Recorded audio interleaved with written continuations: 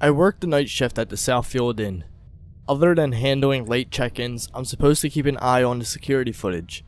I've seen my fair share of strange occurrences.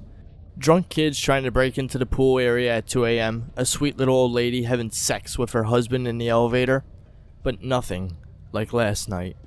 At around 3:30 a.m. while microwaving dinner, I checked the security cameras.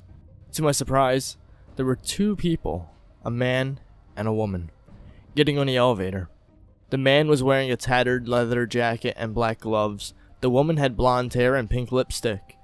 She looked like she had been crying for hours, mascara and red ringing around her eyes. He pressed the button for floor 4. I switched the camera to 4. The elevator doors slid open and they stepped out into the hall. Blondie still looked miserable, and leather jacket had his arm looped around her hips as if he owned her. He gestured to one of the doors on his left, and that's when I realized every single door was open. Now we have self-closing doors, so someone must have propped the doors open, or they've been holding them that way. The lights were off in each room, and the dark doorway stretched down the hallway, seeming to never end. Blondie in leather jacket walked down the hallway.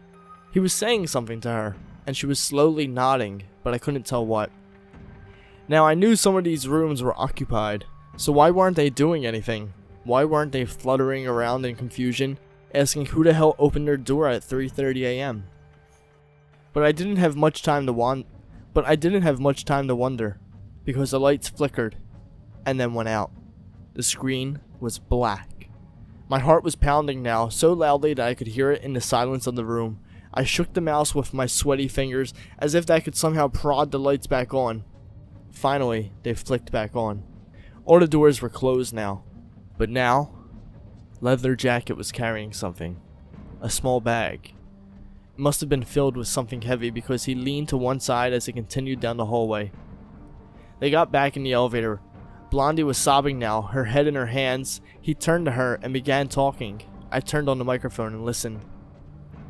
"Done now. All we gotta do is take care of the girl at the front desk and destroy the security footage." The blood drained from my head, and then I bolted up. I ran out of the hotel into the darkness. In front of me stood Route 52. Still as a country path. The neon lights of the town below shimmered like twinkling little stars. I ran towards the town. At the 24-hour diner, I called the police.